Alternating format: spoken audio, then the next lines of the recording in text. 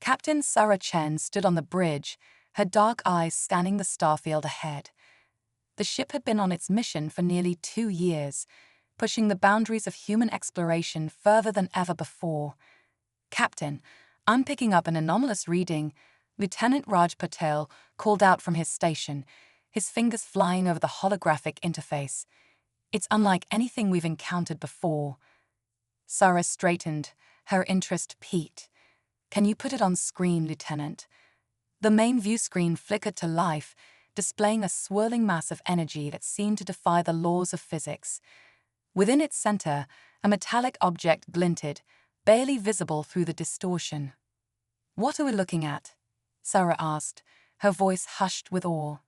Dr. Emily Sato, the ship's chief scientist, stepped forward, her brow furrowed in concentration. "If I had to guess, Captain, I'd say we're witnessing some form of spatial anomaly.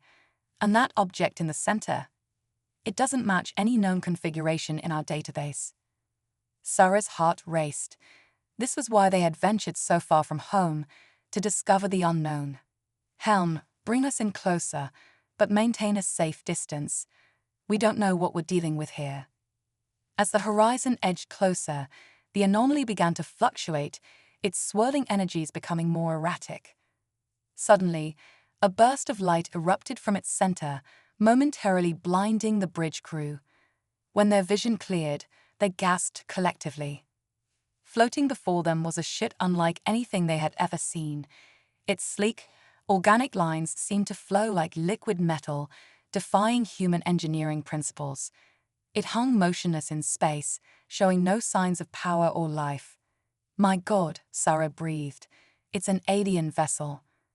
The bridge erupted into a flurry of activity as the crew scrambled to analyze the newcomer. Sarah felt a mixture of excitement and trepidation. This was humanity's first contact with an extraterrestrial civilization, and the weight of that responsibility settled heavily on her shoulders. "Dr. Sato, what can you tell me about that ship?" Sarah asked, her eyes never leaving the alien vessel. Emily consulted her readings, her expression a mixture of fascination and confusion. "It's incredible, Captain. The technology is far beyond anything we've ever encountered. But there's something wrong. I'm detecting severe damage to multiple systems. It looks like they've been through quite an ordeal." Sarah's brow furrowed with concern. Despite the potential dangers, she couldn't ignore the possibility that there might be beings in distress aboard that ship. "Can we establish communication?" Lieutenant Patel shook his head. "No response to any of our hails, Captain. Their communication systems might be damaged." Sarah weighed her options carefully. Protocol dictated caution in first contact situations, but her instincts told her that time might be of the essence. "Prepare a boarding party," she decided. "We'll approach with caution, but we can't ignore the possibility that they might need our help."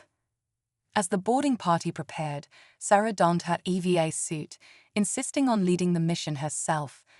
With Dr. Saito and a security team at her side, she stepped into the airlock, her heart pounding with a mixture of excitement and apprehension. The short journey across the void between the two ships felt both endless and instantaneous. As they approached the alien vessel, Sarah marveled at its construction. The hull seemed to ripple slightly, as if alive, and there were no visible seams or joints. "How do we get in?" one of the security officers asked, voicing the question on everyone's mind. As if in response, a section of the hull shimmered and dissolved, revealing an entrance. Sarah took a deep breath, steeling herself. "Well, I guess that's our invitation. Remember, we're here peacefully. Let's hope they understand that." The interior of the alien ship was as strange and wondrous as its exterior. Organic curves and pulsing bioluminescent lights created an otherworldly atmosphere. The air was breathable, though tinged with an unfamiliar scent. As they ventured deeper into the ship, they began to encounter signs of the recent crisis. Scorch marks marred the walls, and strange fluids pooled on the floor in places. Sarah's concern grew with each step. Suddenly, a sound echoed through the corridors, a haunting melodic cry that sent shivers down their spines. What was that? Dr. Sato whispered, her eyes wide. I think, Sarah replied slowly, that might have been a call for help. They quickened their pace, following the sound. As they rounded a corner, they came face to face with their first alien. The being before them was unlike anything they could have imagined. Standing nearly 7 feet tall, its body was covered in iridescent scales that shimmered with each movement. 4 arms extended from its torso, ending in delicate, multi-fingered hands. But it was the alien's face that captivated Sarah. Large, luminous eyes filled with intelligence and emotion, set in a face that seemed almost feline in its grace. The alien stumbled, clearly injured, and Sarah moved without thinking. She rushed forward, catching the being before it could fall. As she supported its weight, she felt a tremor run through its body. "It's okay," she said softly, knowing her words wouldn't be understood, but hoping her tone would convey her intent. "We're here to help." The alien's eyes locked onto hers, and in that moment, Sarah felt a connection that transcended language and species. There was gratitude in those eyes and relief. Dr. Sato approached cautiously, her medical scanner whirring. "Captain, it's injured. Some kind of energy discharge, from what I can tell. We need to get it back to the horizon for treatment." Sarah nodded, then turned back to the alien. She pointed to herself, then to her crew, and then made a lifting motion, hoping to convey their intent to move the injured being. The alien seemed to understand. It made a series of melodic chirps and whistles, then gestured deeper into the ship with one of its free arms. There are more, Sarah realized. It's not alone. Over the next few hours, the human crew worked tirelessly to evacuate the injured aliens from their damaged vessel. There were 12 in total, each as wondrous and strange as the first. Communication was difficult, limited to gestures and intuition, but the gratitude of the aliens was palpable. As the last alien was brought aboard the horizon, Sarah stood at the airlock, watching the alien ship drift silently in space. She knew that this moment would change everything. Humanity was no longer alone in the universe. Back on the bridge, Sarah addressed her crew, her voice filled with emotion. "What we've experienced today is nothing short of miraculous. We've made first contact with an alien species, and in doing so, we've lived up to the highest ideals of our mission. We came in peace, offered help to those in need, and now we have a chance to learn and grow in ways we never imagined possible." She paused, looking at each member of her crew. "The journey ahead won't be easy. We'll face challenges in communication, in understanding, in reconciling our differences. But I believe that this is the beginning of something extraordinary. Together with our new alien friends, we have the opportunity to forge a friendship that could reshape the galaxy." As Sarah finished speaking, a cheer went up from the crew. The excitement was palpable, the sense of history in the making undeniable. In the medical bay, Dr. Sato worked tirelessly to treat the injured aliens, marveling at their unique biology. The aliens, for their part, seemed equally fascinated by the humans, watching their every move with keen interest. One of the aliens, the first one they had encountered, approached Sarah. It made a series of gestures, pointing to itself and then to Sarah. Sarah understood. It was trying to introduce itself. The alien touched its chest and made a sound that was somewhere between a whistle and a song. "Zixala," it seemed to say. Sarah smiled, touching her own chest. "Sarah," she replied. Zixala's eyes sparkled with what Sarah could only interpret as joy. It reached out one of its hands, mimicking the human gesture of a handshake that it must have observed. As Sarah took the alien's hand, she felt a surge of hope and excitement. This was just the beginning. There would be challenges ahead, misunderstandings to overcome, and vast differences to reconcile. But in this moment, as human and alien clasped hands, the future seemed bright with possibility. The US horizon altered its course, preparing for the long journey back to Earth. They carried with them not just their alien passengers, but the promise of a new era for humanity. An era of interstellar friendship, of shared knowledge and culture, of exploration and discovery beyond their wildest dreams. As the ship engaged its engines, leaving the empty alien vessel behind, Sarah couldn't help but feel that they were embarking on humanity's greatest adventure yet. The stars seemed to shine a little brighter, beckoning them forward into a future filled with wonder and possibilities. Part 2. Cultural Exchange. The days following the rescue of the alien crew were a whirlwind of activity aboard the U.S. Horizon. As the ship set course for Earth, its human crew found themselves thrust into an unprecedented situation, cohabiting with an entirely new species.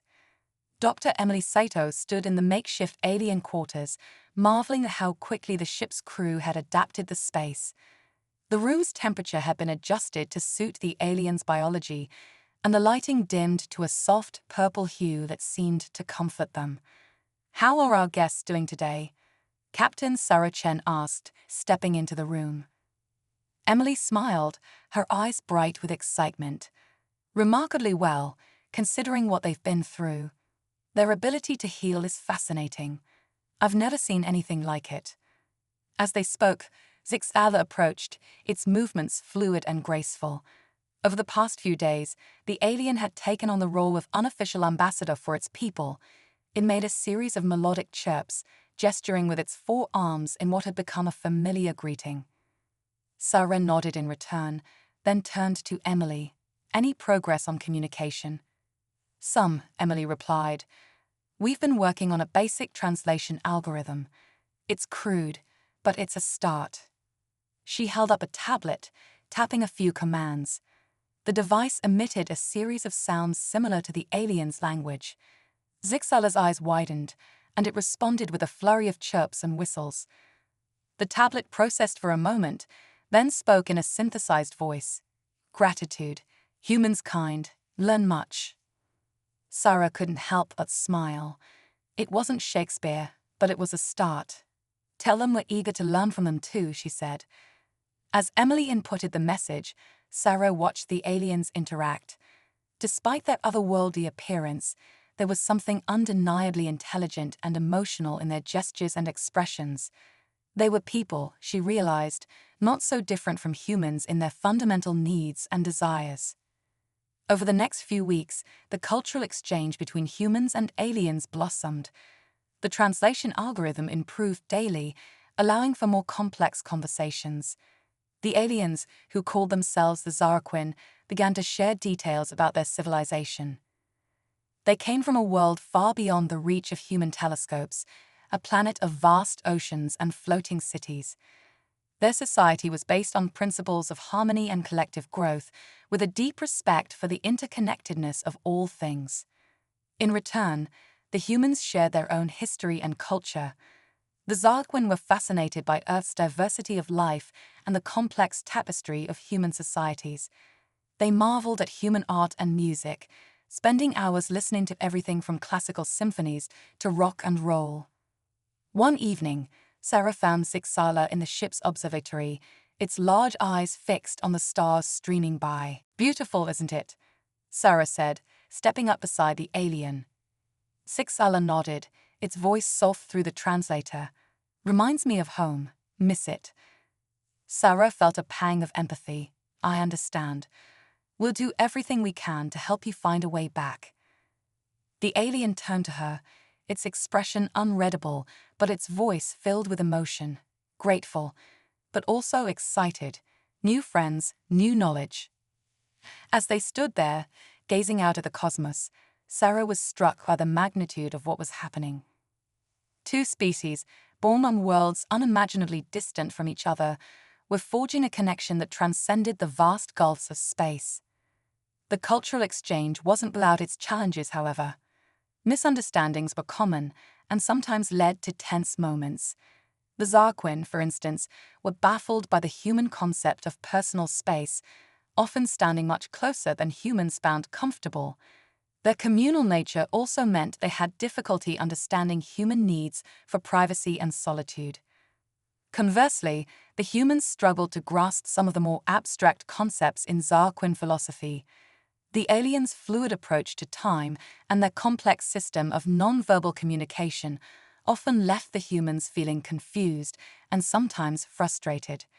Despite these hurdles, both species showed remarkable patience and willingness to learn. The crew organized cultural exchange sessions where humans and Zarquin could share aspects of their respective cultures in a structured environment.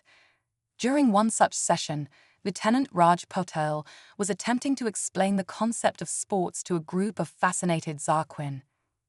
"So, in this game called football," Raj said, gesturing to a holographic display, "two teams compete to move this ball into the opposing team's goal." The Zarquin chittered among themselves, clearly puzzled. One of them, whom the crew had nicknamed Starlight for the peculiar patterns on its sails, spoke up. "Purpose? Why fight over ball?" Raj chuckled. "It's not really fighting. It's a test of skill and teamwork. And it's fun." The concept of competitive sports seemed utterly foreign to the Zarquin, whose own physical activities were more akin to communal dances. Yet, they were intrigued, and soon the ship's gymnasium was host to some rather unorthodox football matches between humans and four-armed aliens. In return, the Zarquin introduced the humans to some of their own pastimes. One, which the crew dubbed stellar harmonics, involved creating complex, overlapping patterns of sound and light. It was part game, part artistic expression, and wholly mesmerizing to watch. As the weeks passed, the lines between human and alien began to blur. Friendships formed, transcending the barriers of biology and culture. The crew found themselves picking up bits and pieces of the Zarquin language, while the aliens began to adopt human gestures and expressions. Dr. Emily Saito, in particular, had formed a close bond with one of the Zarquin scientists. Together, they spent countless hours comparing notes on their respective worlds' flora and fauna, marveling at the similarities and differences. "Look at this," Emily said one day, pulling up an image of an earth butterfly. "We have creatures that undergo metamorphosis, completely changing their form as they grow." The Zarquin scientist, whose name sounded like a cascade of musical notes, trilled in excitement.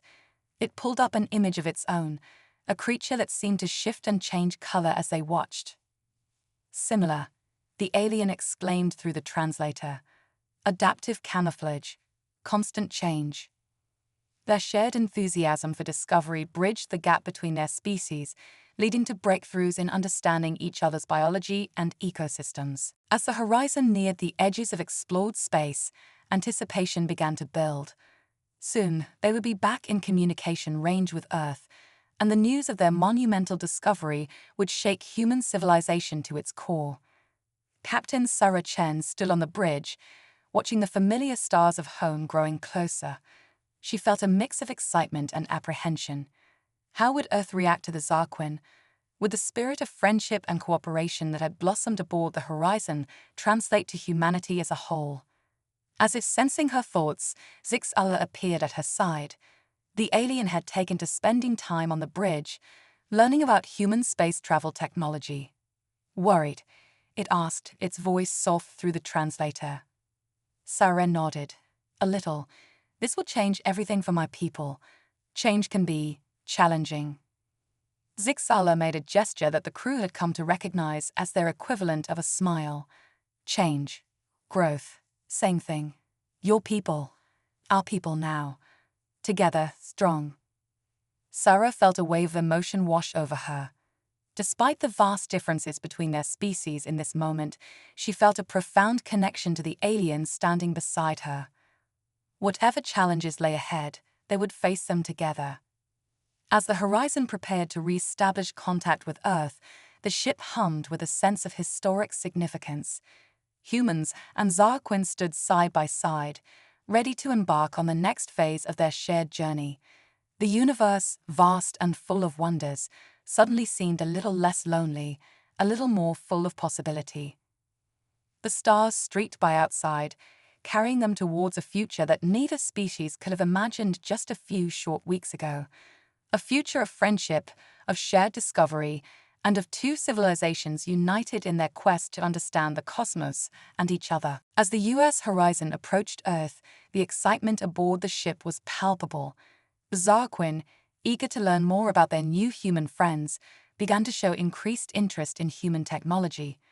This curiosity, while endearing, led to a series of both enlightening and amusing incidents. One morning, Captain Sarah Chen was woken by an urgent call from the ship's engineer, Lieutenant Maria Rodriguez. "Captain, you might want to come to the engine room." Maria's voice crackled over the intercom, a mix of exasperation and amusement in her tone. "Our alien friends have discovered the replicators." Sarah hurried to the engine room, unsure of what to expect. As the door slid open, she was greeted by a scene of controlled chaos. Several Zarquin were gathered around the food replicator, chirping excitedly as they requested item after item. Zixala stood in the center, its four arms laden with an assortment of Earth foods. It turned to Sarah, its eyes wide with wonder. "Magic box," it exclaimed through the translator. "Makes food from nothing." Sarah couldn't help but laugh. "Not quite from nothing," she explained, stepping closer. "It rearranges matter at the molecular level to create food. But it's not magic, just very advanced technology." The Zarquin listened intently, their head tendrils waving in what Sarah had come to recognize as a sign of deep interest. Zixala chittered to its companions, and soon they were all examining the replicator closely, trying to understand its workings. "Can make anything?" one of the aliens asked, its voice filled with curiosity. "Within reason," Sarah replied. "It's programmed with thousands of recipes from Earth and other human colonies." This led to an impromptu cultural exchange as the Zarquin began requesting various Earth foods, eager to taste the diversity of human cuisine. Their reactions ranged from delight to confusion, particularly when they encountered spicy foods for the first time. Zixala took a bite of a replicated jalapeno pepper and immediately let out a high-pitched whistle, its scales changing color rapidly. "Mouth on fire," it exclaimed, frantically looking around for water. The human crew members couldn't help but chuckle as they quickly provided water and explained the concept of spicy food.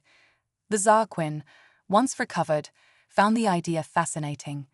Their own cuisine, they explained, focused more on texture and nutritional balance than intense flavors.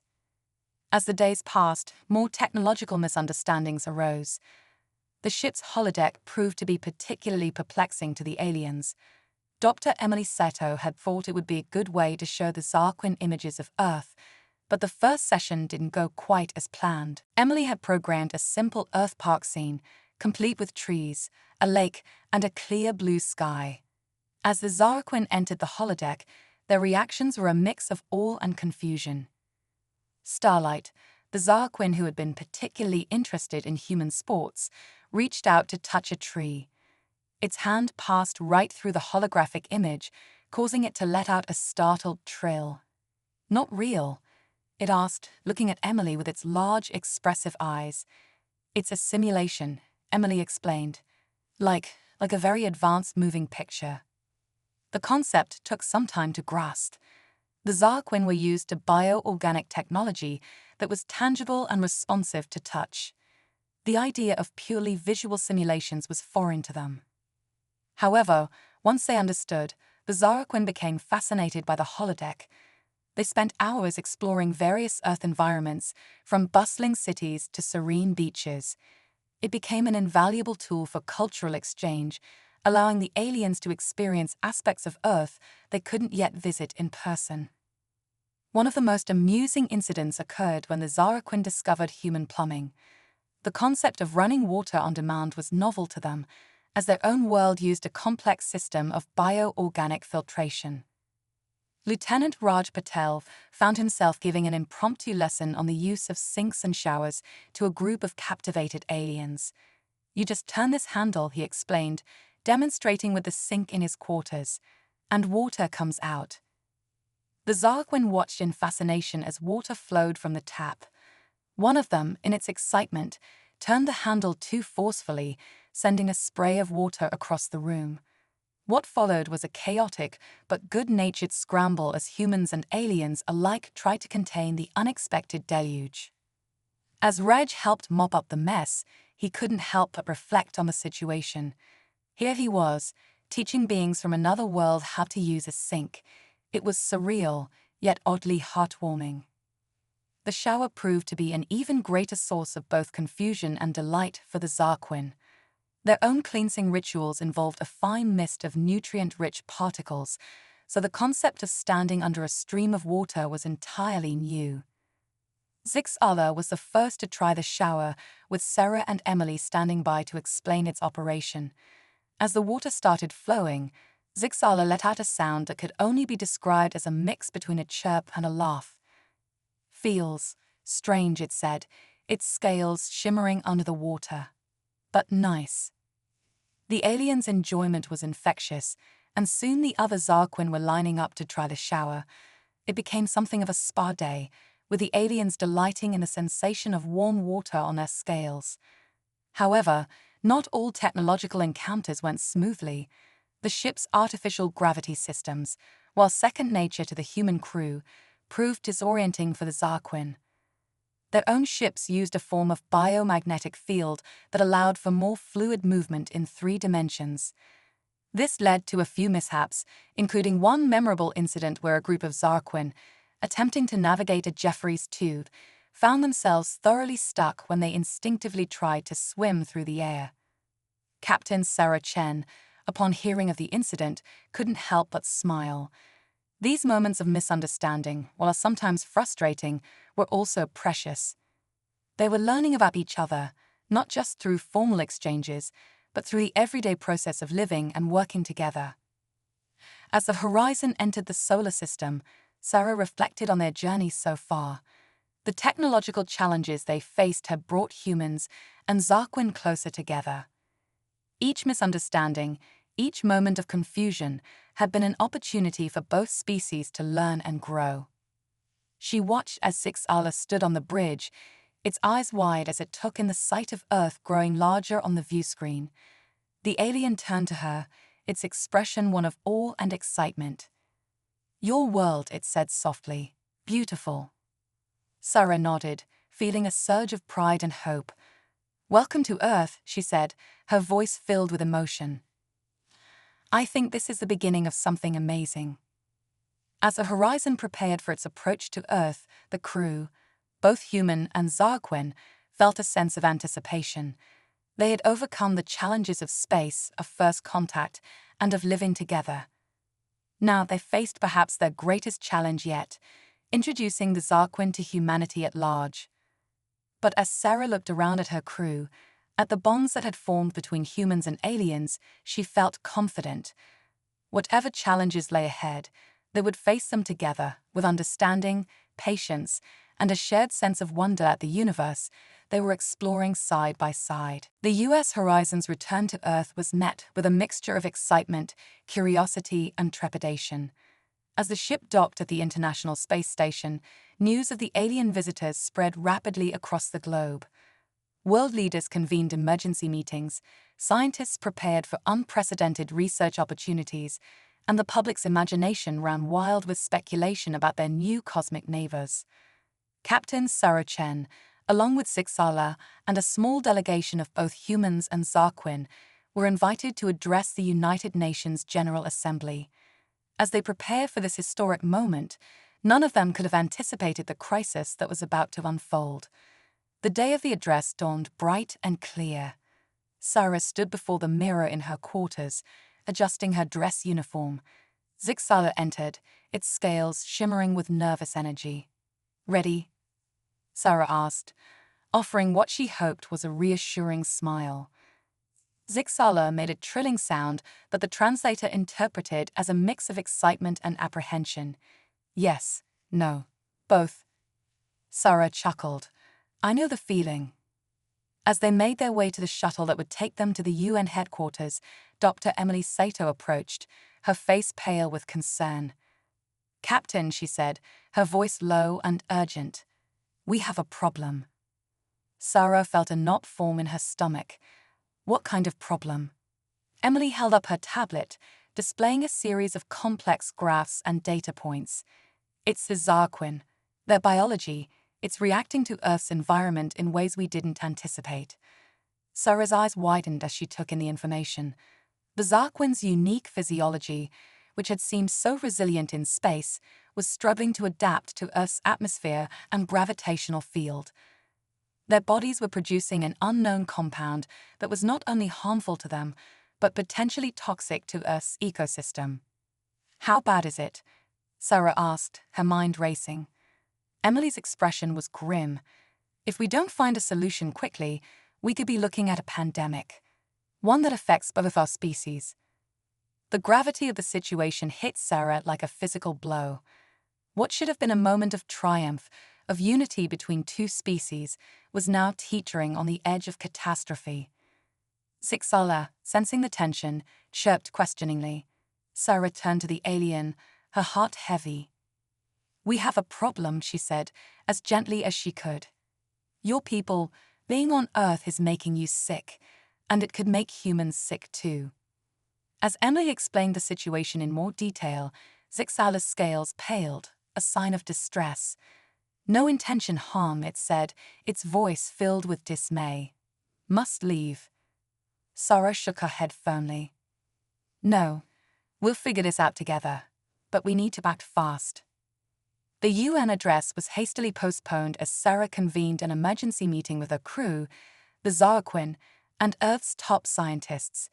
The atmosphere was tense as they gathered in a secure conference room, the gravity of the situation weighing heavily on everyone present. In the weeks following the crisis, Earth buzzed with a new energy. The near disaster had paradoxically brought humans and Zarquin closer together, fostering a spirit of cooperation and shared purpose. As the modified bioorganic compound was distributed globally, scientists from both species worked tirelessly to refine and improve it. At the forefront of this collaborative effort were Captains Sarah Chen, Dr. Emily Sato, and Zixala. They had become the unofficial faces of the Human-Zarquin Alliance, their teamwork during the crisis serving as a powerful symbol of what could be achieved when two species worked in harmony. One sunny morning, Sarah found herself in a state-of-the-art laboratory that had been specially constructed to accommodate both human and Zarquin researchers. The room hummed with activity, holographic displays flickering with data as scientists of both species worked side by side. Emily approached, her eyes bright with excitement. "Captain, you need to see this," she said, leading Sarah to a workstation where Zixala was manipulating a complex 3D model. "What am I looking at?" Sarah asked, trying to make sense of the swirling patterns on the screen. Zixala trilled happily, its tendrils waving in excitement. "Breakthrough," it said through the translator. "Combine Zarquin bioorganic tech with human quantum computing. Create new form of communication." Emily nodded, barely containing her enthusiasm. "It's incredible, Sarah.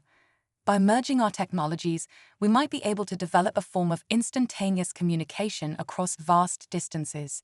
It could revolutionize space exploration, make interstellar travel truly feasible." Sarah's mind reeled at the implications. How does it work? As Zixala and Emily launched into a detailed explanation, Sarah found herself marveling at how far they'd come. Just weeks ago, they had been struggling to understand each other's most basic technologies. Now, they were on the verge of a breakthrough that could change the course of both their civilizations. The development of this new communication technology became the catalyst for a wave of joint human-Zarquin projects. The United Nations, recognizing the potential of this alliance, established the Interspecies Cooperation and Development Initiative, ICDI, a global program designed to foster collaboration between the two species. Sarah, much to her surprise, found herself appointed as the human co-chair of the ICDI, with Zixala serving as her Zarquin counterpart. Together, they oversaw a variety of projects, from advancements in medical science to new approaches to environmental conservation. One particularly promising area of research involved combining Zarquin bioorganic engineering with human renewable energy technology. The result was a new type of solar panel that could adapt to different environments. maximizing energy absorption in a way that traditional panels couldn't. As Sarah watched a demonstration of the new panels, she turned to Zixala. "It's amazing," she said. "Your people's understanding of adaptive biology, combined with our solar technology, it could solve energy crises across both our worlds." Zixala made a sound that Sarah had come to recognize as agreement. "Together, strong," it said. "Learn from each other, grow." The spirit of innovation wasn't limited to scientific advancements. Cultural exchanges flourished as humans and Zarquin sought to understand each other better. Art became a particularly powerful medium for bridging the gap between species. A joint exhibition at the Louvre showcased works created collaboratively by human and Zarquin artists. The pieces were unlike anything ever seen before, merging human visual art traditions with the Zarquin's complex sensory expressions. Visitors described the experience as mind-expanding and profoundly moving. In the realm of music, human composers worked with Zarquin sound weavers to create new forms of musical expression. The resulting compositions utilized frequencies beyond human hearing range, with special devices translating these hidden melodies into visual displays. Concerts became multi-sensory experiences, drawing sold-out crowds around the world. Even in the world of sports, the Human-Zarquin alliance led to innovation. A new game was developed that combined elements of human team sports with the Zarquin's natural agility and forearmed physiology. Dubbed Cosmic Flux, the sport quickly gained popularity on both Earth and the Zarquin home world. As these collaborations flourished, Sarah found herself busier than ever. Her days were filled with meetings, project reviews, and public appearances. But despite the hectic schedule, she felt a deep sense of fulfillment. This was what she had always dreamed of, exploring new frontiers, pushing the boundaries of what was possible. One evening, as she was reviewing reports in her office, Zixala entered. The alien had become not just a colleague, but a close friend. "Sarah," it said, its voice tinged with an emotion the translator couldn't quite capture. "Message from home. Our leaders want meet Earth leaders. Formal alliance." Sarah's heart soared at the news. This was what they had been working towards, official recognition of the bond that had formed between their species. "That's wonderful news, Zixala," she said, standing up to clasp her friend's hand. "When will they arrive?" "Soon," Zixala replied. "But nervous, big step." Sarah nodded understanding. "It is a big step. But look at all we've accomplished already. This alliance, it's going to change everything for both our peoples." As they stood there, human and alien united in friendship and common purpose, Sarah felt a profound sense of hope for the future. The road ahead would undoubtedly have its challenges, but together, she believed they could overcome anything. The arrival of the Zarquin leadership would mark the beginning of a new chapter in this interstellar alliance. As Earth prepared to welcome its cosmic neighbors officially, Sarah knew that the real work was just beginning. There would be treaties to negotiate, protocols to establish, and countless details to iron out. But as she looked at Zixala, saw the trust and friendship in its large, expressive eyes, she knew it would all be worth it. Together, humans and Zarquin were not just exploring the stars, they were forging a new destiny for both their species. The universe, vast and full of wonders, suddenly seemed a little smaller, a little friendlier. And as the sun set on another day of incredible achievements, Sarah Chen, once just the captain of an exploratory vessel, now stood at the forefront of humanity's greatest adventure. The future, bright with promise, beckoned them onward. The day of the official meeting between Earth's leaders and the Zarquin delegation arrived with much fanfare. The skies above New York City were filled with a dazzling display as the Zarquin ship, now repaired and upgraded with joint human-Zarquin technology, made its descent. Captain Sarah Chen stood on the landing pad alongside world leaders and dignitaries, her heart racing with anticipation. Beside her, Zixala fidgeted nervously, its scales shimmering with a mix of excitement and apprehension. As the ship touched down, a hush fell over the crowd. The door opened, and out stepped the Zarquin High Council, their iridescent robes flowing gracefully as they moved. Sarah couldn't help but marvel at how far they'd come, from first contact in deep space to this moment of official alliance. The ceremony that followed was broadcast around the world, and thanks to the new communication technology, to the Zarquin homeworld as well.